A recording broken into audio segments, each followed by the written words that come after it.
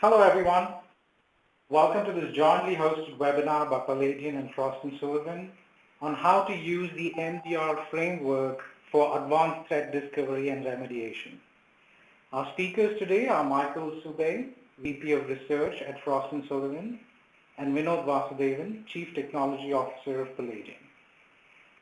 Before we get started, if you have any questions for the Q&A session, please submit them using the Questions tab under your slides window. You can also download this presentation from attachments. You just need to click on the attachments tab below the video screen to get your copy. This webinar is being recorded. All attendees will receive a link to the webcast in a few days. And also, as promised, you will receive a copy of the ebook, How to Build an Adaptive Future-Ready Security Operations Center, in your mailbox in a few days. So it's my pleasure to welcome your first speaker, Michael Suby. Thank you very much. Pleasure to be with all of you today. And I'll just forward one more slide. And this is my first slide. This is an interesting slide provided by the U.S. government looking at cybersecurity readiness. And as you can see, it varies across industry verticals. And I thought this slide was particularly interesting because it addresses a couple good points. One, yes, there is variation in terms of readiness, but it also gets to a point that I'll be making up later or talking about later as it pertains to managed security service providers and what they can bring to the table. And one of the things that they can bring to the table is this crossed vertical perspective. So they can see what are, say, good examples or best practices in each particular industry, as well as provide each of their customers within a particular industry how well they're faring in terms of their peer group. Now, the other point I want to make about this slide is even if you're in, say, the best prepared or within your vertical you are consistent with your peers, that in itself does not shield you from attacks, nor is it a proper excuse if you have an attack and implications from that. So something to keep in mind, you always need to be diligent. This particular slide, we wanted to get into what's driving growth in cybersecurity. And I'm going to assume many of you are in the cybersecurity discipline. So some of these will be fairly well-known and well-known to you. But let's just go through a few of these things. Market factors, compliance. I think that's very relevant now, especially since we're just a few months away from the enforcement date of the General Data Protection Regulation in the EU. And then also let's skip down 2 bullet points to brand risk factors. There's perhaps no better current example to talk about that than the recent Equifax breach. And here's an example in terms of the brand risk. Just look at the stock price of Equifax from September 8th, when they announced publicly that they had a breach, to now. It's 20% lower. Moving on to the threat environment, point here is there are many threats, and this is just a simple listing of a subsample of them. And of course there's variations of extreme amounts within each one. I'd also like to point out that when you think about threats, you also think about malware and how that gets into your environment. And that is equally diverse. It comes through encrypted traffic. When we think about encrypted traffic these days, what you're doing internally with your partners as well as within your website, increasingly I think over 50% of website traffic is now encrypted. So that provides an avenue for hackers to bring malware into your environment. There's also weaponized documents. There's attacks occurring at the firmware, so it's no longer just the operating system or the applications above it. It's actually the firmware below that are being attacked. And then, of course, there's plenty of social engineering types of techniques that are being employed. And just think about one of them as it pertains to, say, business email compromise, which is very popular these days. You can look at some material from the FBI that points to it, where the attacker or the threat actor comes in, convinces somebody, well, first they steal the account credentials of, say, a high-ranking individual within an organization, take over their email, and then send an email to an unsuspecting person within the organization asking for information to be sent. Again, this individual responding to the recipient, responding to what he thought or he or she thought was a trusted individual, and provides information that perhaps they shouldn't. IT factors, I think these are quite clear, but let's just talk a little bit about the cloud and software as a service growth. Certainly, we've been seeing for quite a number of years that the cloud is gaining attention within the IT organization, and what we're finding is more often than not, organizations are taking a hybrid IT approach of multiple clouds, cloud and on-premise, private cloud, so on and so forth. It's a hybrid environment, which basically while it's beneficial for the organization, extends or broadens their exposure footprint. Looking to the right-hand side, prevention, detection, or remediation, similar to the items that I listed, that you see on the left-hand side, like threat environment, there's just a vast number of approaches to address cyber threats. And the point that should be taken from this is that there is no one technology that solves or that can thwart all attack types. It's going to take a community of technologies, but it also takes a community of specialized skill sets. One of the things that we research here at Frost & Sullivan is demand for managed security services, as well as how that demand is evolving. And here just gives you a thumbnail sketch in terms of what is the level of demand for managed security services in relation to other managed services that organizations are taking advantage. And as you can see, it varies by technology, but it's also managed security services is one of the more popular managed service categories that is being demanded. And why is that the case? Well, here's a simple diagram showing what are the demand drivers for managed security services. And we've been looking at managed security services for quite a number of years, and I can tell you that these reasons have not been changing a whole lot. They've been pretty much static. The lack of in-house skills has always been the number one reason for using the services of a managed security service provider. Getting flex force capacity is also one, and less expensive. We hear that on occasion. I think that is going to be more and more the case as cybersecurity, just as a discipline, becomes more and more complex. It's already complex. It probably will, or we expect it'll continue to get complex as the threat actors continue to move forward.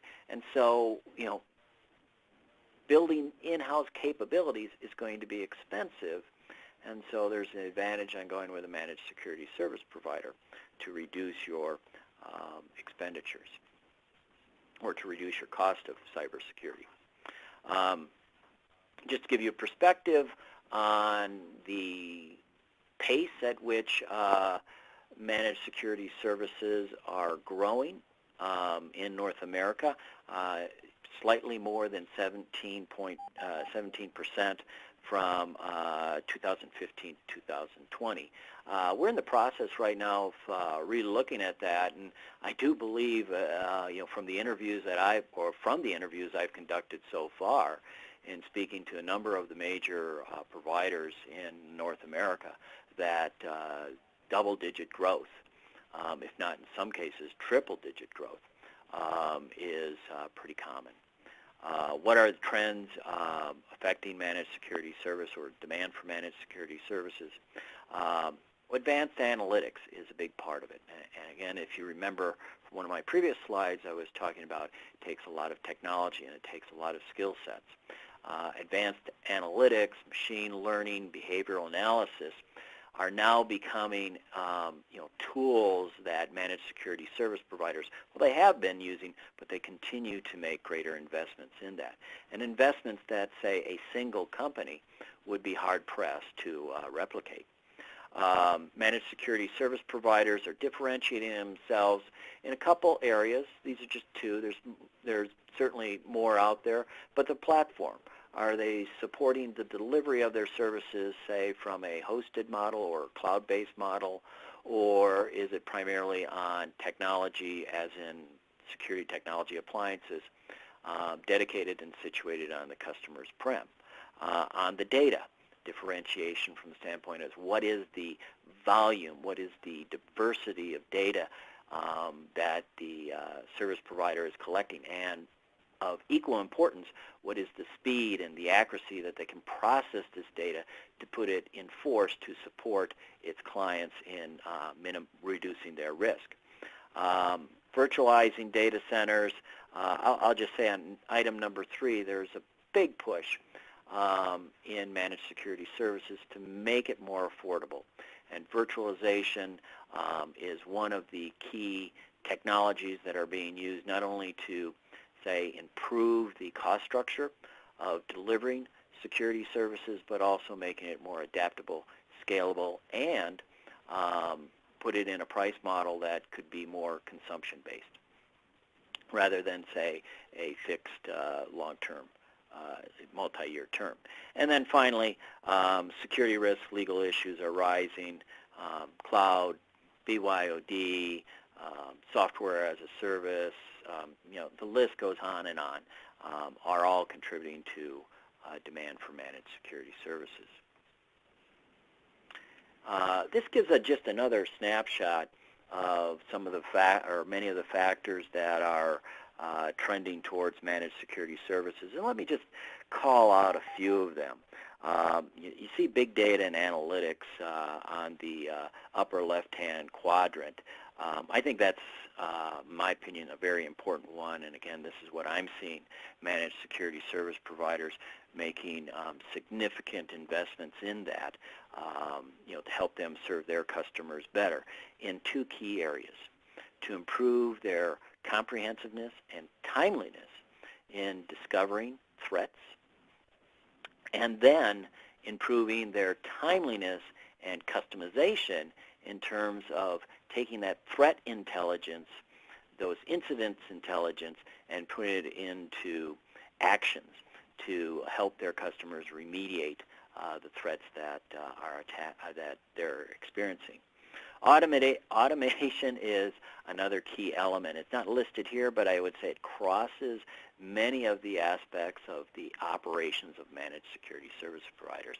How can we be more automated? That certainly helps in the standpoint of time to detect, time to remediate, as well as it improves their precision in filtering through alerts, qualifying incidents, and helping their customers determine the best remediation approach. IoT, we hear that a lot in terms of a driver, not just in managed security services, but also in security in general. And I'll tell you just my personal perspective. I don't see IoT as necessarily a big reason for new security technologies. I think it's more going to be the case that organizations are going to apply the technologies and the processes that they already either have or have in place and apply them in a tailored fashion to their IoT exposure or risk. And so things that I would anticipate we'll see more and more as organizations focus on mitigating the risk with IoT is a greater emphasis on access control and network segmentation, latter to reduce the potential of lateral movement. And then evolving legal frameworks and compliance requirements. Well, I do believe that is a contributor to demand for managed security services. By the same token, I'll also say it's one of the things that inhibits organizations from either investing in security technologies or using a managed security services, because when you don't have, say, a good understanding of what the regulators are asking for, it becomes difficult to say what I should invest in. Now, there's always two sides to the coin. Managed security service provider, one of their areas of expertise can be familiarity with regulations and how they apply to their various client base. So they can provide expertise to help customers understand how things are evolving and how potentially to at least stay current, if not ahead. In this next slide, a lot of dots here, but let me break it into two areas for you.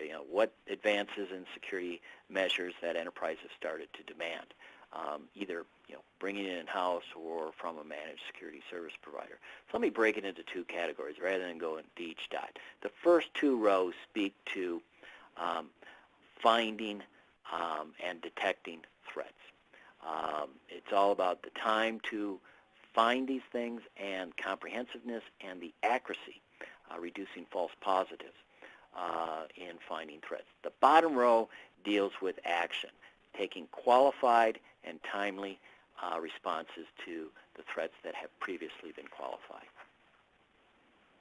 As I mentioned before, managed security services is an area of the market that we examine, and not only just its high-level growth, but also how it's evolving over time. And what's been historically true for managed security services is the bulk of the expenditures have been on the left-hand side, security asset monitoring and management, or device monitoring as management, as it's sometimes called. I view that as doing an IT hygiene task. Let's make sure that our appliances are up and running, they're patched, we're receiving the logs, the lights are on, things are working appropriately. But it in itself does not reduce risk. It's a good confirmation that you've got the tools in place, but in itself does not reduce risk by itself. That's where we move further to the right, the threat research, intelligence, and detection and remediation, which includes managed detection and response. And in the research that I've been doing recently, certainly this is one of the large areas of investments where managed security service providers are putting their money, as well as where they are seeing demand. Now let's look at managed detection and response. And as you look towards what do I want from a provider in supplying me with managed detection and response, and you can read what's on the left-hand side in terms of what are the objectives. What is it that I want this managed detection and response provider to do for me? All of those are good, and they will vary depending on what your circumstances are. But what probably is going to be more common is what you should expect, or what the managed detection and response provider should be providing. Certainly 24/7 support is critical, especially if your business is open 24/7, or at least is at risk of being compromised 24/7. People, processes, and technology. That is the three pillars to cybersecurity. It's also true with managed security service providers. So you're looking for what is the expertise, what is the skill set, what is the diversity of skill sets that they have in their people? How about their processes? How well have they been vetted?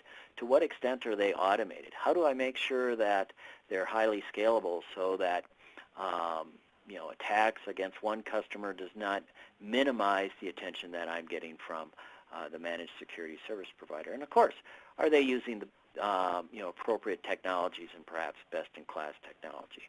Quite frankly, this is some of what managed security service providers work diligently on a continuous basis. Information provided in the threat report, is it relative to each of their clients? Is it customized? And of course, is it timely? Service customization per customer's needs. Increasingly, managed security service providers are moving to have a much more contextual awareness of their customer, what their say, risk tolerances or intolerance? What are their objectives? And of course, what are their assets and how critical are they to either their operations or their sensitivity? So you need to have that kind of contextual understanding to provide appropriate advice. Understand the criticality of business assets and data. Yeah, kind of what I just had said, but also what we see managed security service providers doing is trying to create a threat or vulnerability map of each of their customers. So they have that kind of blueprint of what assets are there and what sensitive information or what operations need to be protected.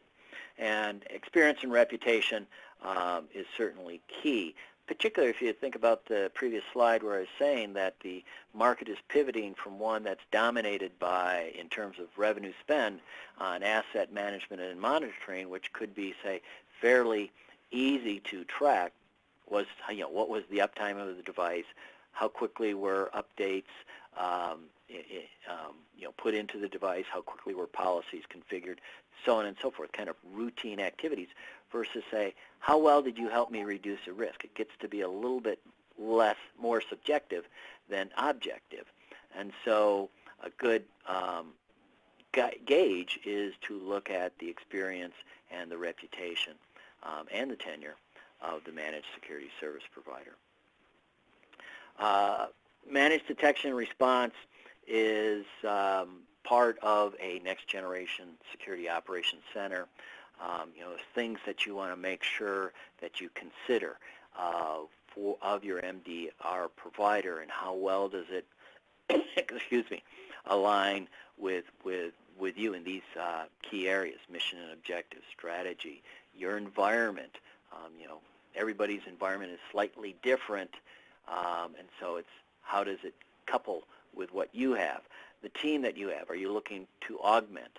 Are you looking to outsource? What is your intent there? Technology. You may have technology in place that you feel very comfortable with. It still may be very useful to be integrated with the offerings of the MDR provider, and so you want to be able to reuse your technology where possible. And processes that you have, they're hard to change. Let's say your workflow processes, they don't change overnight. They can be changed, but they don't change overnight. And so you want to make sure that you can create some alignment with the workflow processes of your MDR provider and yourself. And of course, you want to make sure that you're going to upscale your intelligence. Finally, it's important to measure the output of the next generation Security Operations Center. You can see a number of tiles here. Like previous slide, I'll break it into two areas. Reduce cyber risk and downtime, support audit and compliance objectives. These are the what's. These are the objectives that you're looking when you move to a next generation SOC and or engage with a managed detection and response provider. The other tiles represent, this is the hows. How is this going to be accomplished? And you'll be looking for those sorts of things to be accomplished, and possibly more as you evaluate your SOC operations, as well as engage with a managed detection and response provider. I thank you for listening to my part of the presentation. I will be available for the questions at the end. I will now turn it on to Vinod. Vinod. Thank you, Mike. Thanks to all of you in the audience for taking time off from your busy schedules and making time for this webinar. I am Vinod Vasudevan, co-founder and CTO of Paladion. Mike briefly touched on the managed detection and response offering. So in the remaining part of this webinar, I'll take you through the different components of managed detection and response, or MDR in short. I'll cover the details of how MDR enables advanced threat detection and high-speed response. The MDR offering has two sides, as the name reflects, detection and response. This slide here covers the different components for detection and response. While we'll cover each of these in detail as we go forward, let me give a quick overview here. Most organizations have security monitoring, which is a block that you see there. This is essentially the traditional MSSP or SOC, and predominantly uses a rule-driven approach to monitoring, and this enables detection of known attacks. Security monitoring is blind and has significant blind spots when it comes to detecting advanced attacks, and this is where the threat hunting and anticipation comes into picture. Threat hunting uses machine learning algorithms applied on the rich event data set from many sources in the environment and enables us to proactively look for intrusions and advanced attacks. Threat anticipation takes us a step further to use the threat intel data to strengthen the environment against such breaches. So as the slide shows, the ability to detect more attacks and early gets enabled as we move from right to left. The other side of the coin is response, where the approach goes from immediate response to a much more deliberate and comprehensive one. Alert response here is all about identifying the right alerts to act on and being able to investigate them or do the incident analysis quickly. Incident response is all about containing an attack or attacker before it becomes a major breach. So in today's world, most organizations have to go with the assumption that they will get intruded in some way or the other. So the question is, can you really stop it from becoming a major breach? So this can vary from blocking the attacker to containing the attacker movement and the workflows to remediate the incident. Breach management, on the other hand, is triggered in the event of a major breach, and that would include forensics around the breach, regulatory impact assessment, communication. Number of those activities would fit into that. So having looked at a quick view of the different components that constitutes MDR, let me dive into each of these to get a good view of the components. Threat anticipation is, essentially a proactive mechanism to use the threat intel that we all have to predict a major outbreak. So best explained with an example, let's take shadow broker exploit release. All of us are aware of this. So if, we went along the path of threat anticipation, a good analysis of this news item would have led us to actually have all the vulnerabilities or the CV information related to the leaked exploits, and not just on the Windows bit, which later on became WannaCry, but also on CVEs related to other platforms that were released, including Lotus Notes, Linux, mail servers, etc. So this CV information could have been used to identify affected systems in an environment and fixed in a proactive manner. So organizations who actually took this path or who used threat intel this way in a proactive way were not really affected by WannaCry, because when WannaCry, even if some users would have downloaded, the spread would not happen because the systems were protected. And similar impact on other ransomwares, that came out like Petya based on shadow broker exploits. So this is just one example. So the whole idea is, instead of using threat intel in the traditional way as a tactical feed that integrates into SIEM for real-time alerting, which is critical and is required for post-facto once you are already affected. We can actually see how to use threat anticipation as a mechanism to proactively look for the impact that can happen, and write a rule to proactively detect based on this impact, patch systems, and track the overall progress of applying the threat intel proactively using the MDR platform. That's in a nutshell what threat anticipation is all about. So when it comes to hunting for attacks, which is the next section that we'll discuss, what is important to understand is, if you really break down all these major breaches that we keep hearing about and try to get a summary view of the attack mechanisms used, it will actually boil down to a few types. One modus operandi which is very clear is that the web applications are being infiltrated, followed by a lateral movement within the environment, and then data exfiltration. The other modus operandi that is clear is, you spearfish a targeted employee or employees, implant malware on the systems, their systems, and then the lateral movement happens followed by data exfiltration. So, and this is the case for, whether we talk about Equifax, Bank of Bangladesh, so many starting from Target onwards. So if we can really hunt for patterns in the environment around these areas, which is essentially network, endpoint, user behavior, and application, we will do much better in terms of detecting things early. So it's important to hunt for attacks in network data, endpoint, user data, and application data. And what exactly do we do in each of these areas is what the next slide is all about. So when we will not go into too much details, but I'll just try to give a snapshot so that we understand what hunting in these areas mean. So network threat hunting, there is a rich data set of sources in any environment. We can take NetFlow, proxy, etc. And we can actually use these to detect lateral movements, things like malware beaconing if some systems are infected with malware, data exfiltration, etc. So what is critical here is that threat hunting essentially uses models and algorithms which goes beyond rule-based approach. So that enables much better and early detection. Similarly, endpoint threat hunting focuses on detecting, as an outcome, a hidden malware by leveraging machine learning to look at process data. So you could detect process anomalies, look at indicators of compromise.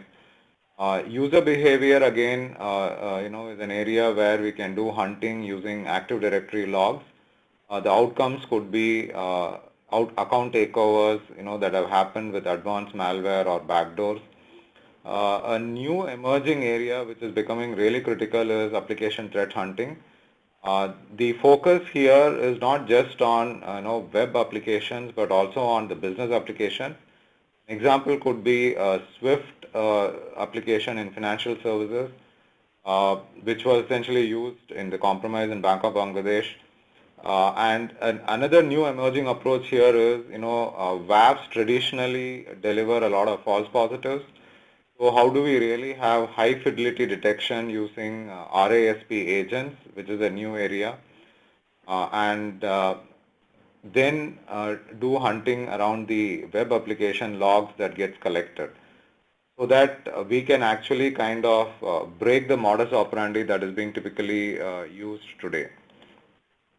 So the threat hunting, as I mentioned in the last slide, is enabled with analytical models and that use machine learning and data science.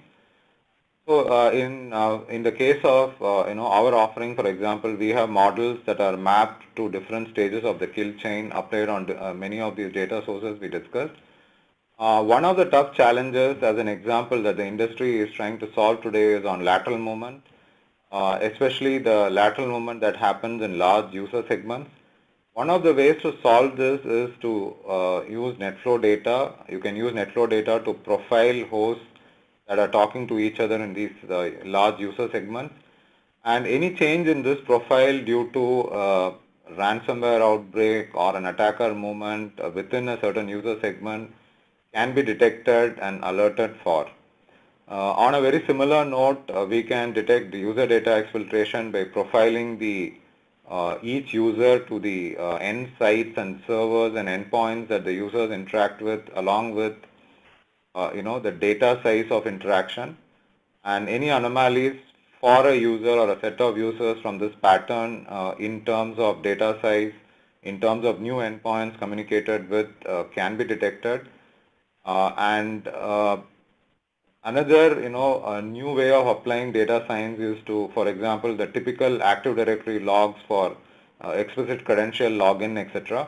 So they are not easy to detect in a rule-based approach. You end up writing a lot of rules and exceptions. So you could actually profile the explicit credential logs in an Active Directory environment to detect user lateral movement. So, in a nutshell, threat hunting, augmented with machine learning analytical models, can actually detect very effectively on a proactive mechanism, advanced malware, user behavior anomaly, account takeovers, lateral movement, data stealing, etc. So that's the impact that threat hunting can bring to an environment. And this slide is just a quick snapshot of one of the models that we have for profiling Swift as a business application to look for any kind of anomalous access, that happens from existing systems that connect to Swift or suddenly new systems connecting into Swift. And such models enable early detection of attacks, leading that typically leads to high impact breaches. So we could stop that early on if we can kind of detect these kind of patterns. The net effect of threat hunting is that it enables us to improve detection times and reduce attacker dwell times. So today in the industry, attacker dwell time is in the range of about 90 plus days. So with a threat hunting kind of approach, we could break it down, bring that down to a day or lesser. And this approach adds on to the rule-based monitoring approach. So we kind of augment the rules and signature with eyes on the glass approach to a threat hunting approach using machine learning, big data, combined with threat intel and the right skill sets. So this essentially makes threat hunting as a primary detection mechanism away from the classical model of rules and signature approach. Of course, we need to still have the security monitoring that we do with rule-based approach because even the most advanced attacks have a trail of attacker actions that can be captured with rules. And we have a security repository of use cases across different areas that you see here. And these are also mapped to cyber kill chain for better detection. So we have rules that enables detection of the classical network attacks that could be, leading to these major breaches, or malware infections that can be detected with classical rules, web-based attacks, etc. So there are a number of use cases that are available, and we need to really have a strong use case based approach to be really able to identify those known footprints that are left by the attacker. The second aspect of the MDR approach is all about security response. So as you can see on this slide, automated fast response complements the advanced threat detection capabilities. Security response is divided into 4 phases. You have the alert validation, incident analysis, auto containment, and remediation. Alert validation and incident analysis together constitute the alert response bit that we discussed earlier, and the auto containment and remediation constitutes the incident response side of it. We have built response automation from a lot of real-life experiences that we have had running many SOCs, including the MDR service that we have since the SOCs we have been running since 2005. So let's look at each of these stages to see what we cover in each of these components. The alert validation stage essentially, covers the big challenge that we have in terms of alert volumes. Validating an alert today is a tedious task. Can take, depending on how well you want to do it, it can vary from it can vary from hours to minutes.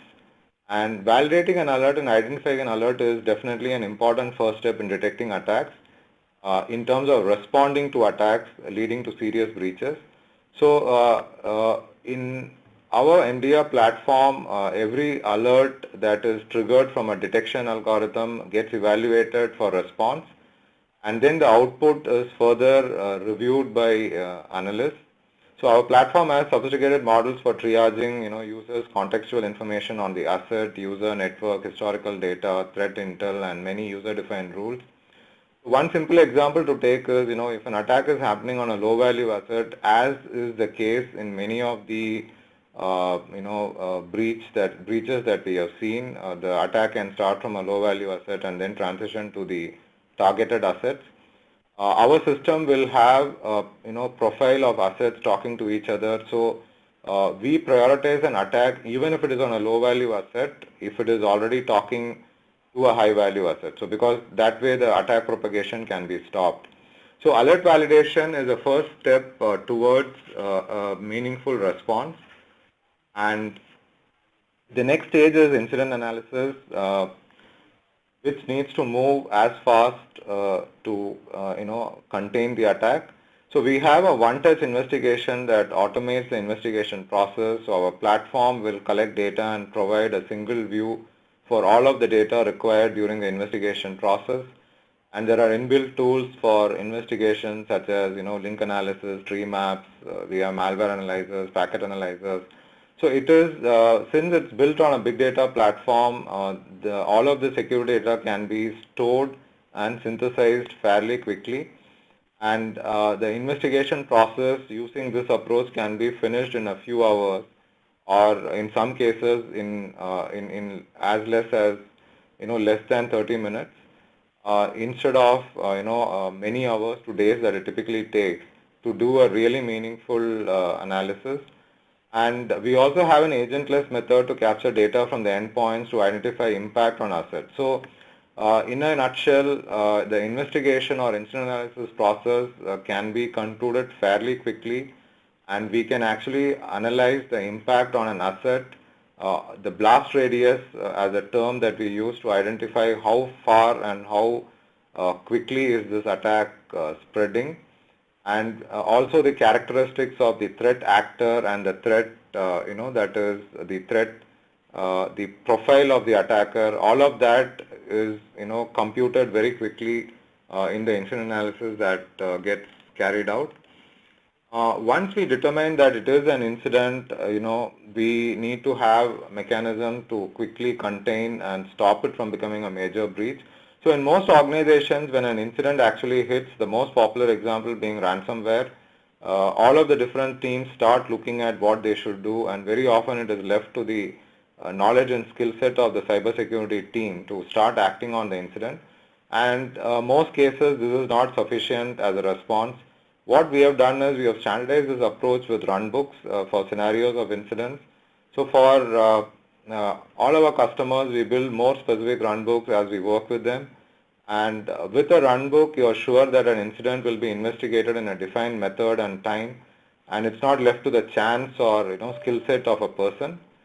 You can keep enhancing the maturity of runbooks to have more optimized incident management, every time around. So the maturity keeps enhancing. And these runbooks are automated with direct integration across security devices and the workflows. So for example, if you wanted to arrest a ransomware spread, the runbook could immediately put those ACLs that are predetermined to stop the spread, or take machines off the network. So a lot of orchestrated response can be carried out using this approach. And these are some quick metrics on faster response. So using these methods, you can cut down what typically would take hours, days, to a matter of minutes and hours. And so you can always browse through this with the download that you have on the presentation. The support here for this model is not just limited to data centers. We completely support the cloud assets, whether it's in AWS or Azure, and we have integration into AZ logs, VPC flow logs. We can take data from S3 buckets in Amazon. We also integrate with containers like Docker. Apart from being able to take PaaS and infrastructure as a service logs. So all of the models, the response actions that we spoke about is completely valid in the cloud platform as well.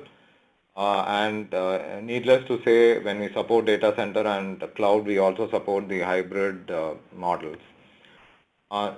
Going to the next slide, essentially is a capture of the different components that enables this whole thing to come together. So on the left side, you have what we call as the intelligent edge, which is all about collecting the right data. So we have complaint logs being collected, aggregated. It can be stored at the edge. When we say edge, it could be a customer environment. The logger appliance is available, or the data can also come into the security data lake that we have in our cloud. We have the mechanism to capture data required for the analytics that we talked about, which could be, from security devices, NetFlow, proxy, DNS, packets, Active Directory, vulnerability scanners, etc. The endpoint data is captured through a telemetry mechanism, which is agentless in this case. We also have an endpoint, agent-based mechanism for quick response. So typically for high critical nodes, this could be implemented. And the new area that we talked about, the RASV part, comes through the application analytics agents. They are essentially the RASP agents that can be put on a Java container, which enables very high fidelity detection. And for response purpose, we also have intelligent response appliance, which can be used for running the playbooks that are automated with integration into the security devices that are there. So that's on the collection and response side. And on the platform itself, we have both models. It can be on-prem or it can be cloud-based delivery. And we have these components. We have a threat intel platform, running where as a module within the platform, so it can ingest threat intel from different sources, enable the threat anticipation bit that we talked about. We have a big data SIEM running in our offering. We have the threat hunting models, which is an engine essentially leveraging machine learning models. And we have the alert response engine for the immediate alert responses, and also the incident response engine for the more deliberated response, supported by the global MDR centers that we have across North America and Asia and Middle East. And so this essentially enables us to deliver this service for our customers. And all of that is driven through a fundamental platform, which is RiskView, which is the MDR platform that we have. So it has two sides. The active discovery side is all about the detection part. We have the machine learning models, the rule-based approach, all of that comes together there. And then we have the active response, which is all about the alert response, the incident response, the runbooks being automated. All of that falls on the active response side. So it is a big data Hadoop-based architecture with real-time, all the real-time actions running on Spark. So this enables a highly scalable model, and very quick responses being enabled with the integrated intelligent edge architecture that we have. All of this, of course, is not possible unless you have the right skill sets, and you need to have the traditional and new age skills. So the first layer that you see here, the core SOC team, is all about the traditional skills. The CTAC team that you see, the Cyber Threat Analytics Center, is about the skill sets that are required for hunting for attacks, using the foundation of predefined machine learning models and threat intel. And of course, we have the required data science skills to be able to continuously build the new models for these emerging scenarios. Benefits, no half measures, because it's not just detection, it's also a response and mitigation. And with speed, because the platform with the right skill set enables us to combine the machine intelligence and automation that Mike talked about with a high people index, enabling much better detection early as well as much faster response.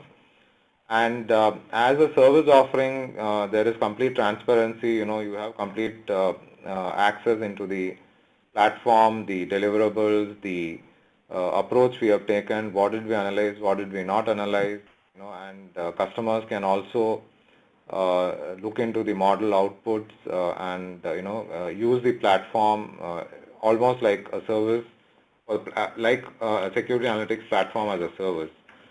So that's about what I had. With that, I think we'll open the floor for questions. We have around 10 minutes, so if there are questions, I think between me and Mike, we would like to take that up. So thank you so much for your time. Thank you, Vinod, and thank you, Michael, for those insights on how MDR can augment today's security operations. So we have two questions so far. The first is Joseph says, much of your presentation focused on incident detection and response. Is there still room for prevention? I'll start with that one. Thank you, Joseph, for the question. I think we shouldn't look at incident detection response or MDR in isolation. It should be looked at from the standpoint that it's part of your prevention model. Because I think as Vinod spoke of, the threat hunting capabilities of Paladion service or capabilities is part of that being more proactive. And so my point here is you can take your IDR or MDR and use that as a gauge in terms of how well you're practicing good security hygiene. It can be a good indication where you're not and where you need to improve.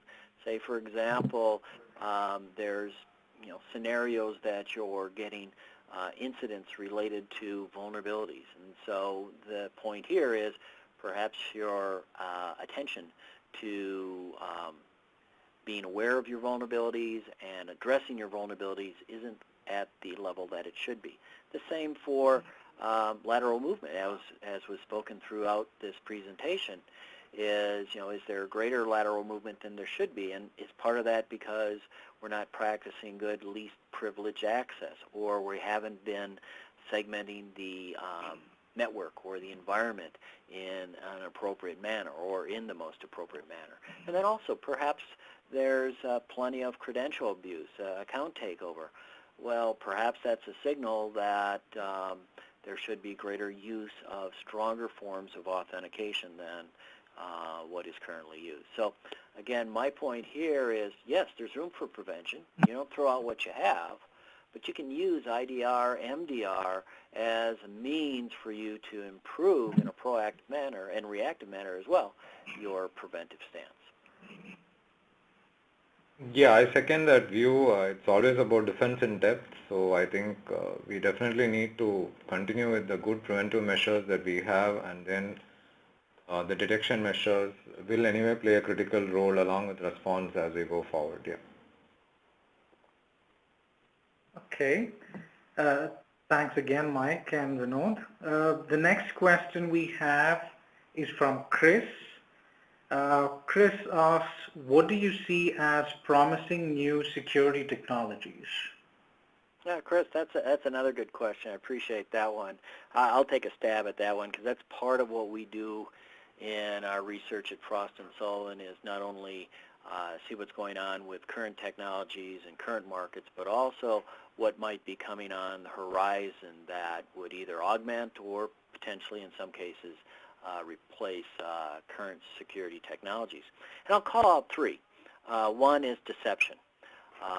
This is the idea. You can think about it as honeypots, but that would be somewhat of a egregious alignment. It's much more next generation honeypots where you're using sometimes a combination of decoys and lures and then honeypots to engage the attackers that have reached into your environment. And by doing that, since these, say, decoys, lures, and honeypots are explicitly put in place, and they're transparent to your end-user community, it's giving you high fidelity information of the existence of an insider or an attacker that has come from the outside and now is in the inside, as Vinod had shared. Frequently they go to a lesser known, or not lesser known, but say a not as pronounced endpoint, and then move laterally. So you catch them as they move laterally, and you engage them as they move laterally, making their job harder, as well as protecting your key assets. So I see that as a promising technology, and possibly one that I would see as complementary, and we are seeing a little bit already starting in this case with some managed security service providers in their MDR services. Another one, and two more, and they kind of fit into that previous question on prevention. Remote browser isolation and content disarm and reconstruction. Remote browser isolation is, taking advantage of virtualization capabilities to create a virtualized browser instance out of or external to the end user's endpoint browser, and conduct the session externally, deliver pixels of the session to the end user, and it should, in theory, operate transparently to the end user. They get the same look and feel and speed that they do with any of their browser engagements. But if there is, drive-by malware, if there's other kinds of exploits that are happening with the website that's being accessed, it's less of an issue. So, just in terms of how the market's evolving in this case, you might have noted where Symantec recently acquired one of the prominent players in remote browser isolation with Fireglass. I think that transaction concluded earlier this month or late last month. And then the last one, content disarm and reconstruction. This is dealing with the issue that attackers are finding that they can embed malicious code, popular used documents that are shared among the end users. Microsoft Office productivity documents, documents, and so on and so forth. And so the idea on CDR is to take out or sanitize the bad things that are, or the unexpected code that is in the document, and create a, say, manufacturer, replace it with a document that is based upon manufacturer's specifications. So you get a clean or sanitized or water softened sorts of documents. So you eliminate or you minimize the avenue of malicious code being delivered through frequently shared documents. So those are three technologies that we see have promise going forward. So I just wanted to add one more. Recent OWASP, the top 10 risks, if you look at number 7 was added, which is all about application self-protection. And this is evolving from all these large breaches we are seeing where the web application becomes the first point of entry. So runtime application security protection, using these agents that can run on the web containers for much higher fidelity detection and response, I think is something that is, definitely evolving going into the future, and that could become a foundational change in terms of fundamental change to better protect the web applications and therefore arrest some of these larger breaches that are happening. Yeah, I think the key point that you brought up there is the adjective being runtime. Generally, we're seeing more and more of that. How can we make your various defenses to be more runtime, or at least real time in operation? You don't have time to, the bad guys will continue to move forward as you try to detect them. So I appreciate that comment. Thank you. Thank you, Mike. Thank you, Vinod. So that's all the time we have, folks. So this concludes our webinar. As a reminder, all registrants will receive a copy of the ebook that's co-authored by Paladion and Frost & Sullivan on how to build an adaptive future-ready security operations center. If you have any more questions, please feel free to send them to us. You can connect with us on social channels, or you can also email us at marketing@palladion.net. Thank you for attending, and have a great day.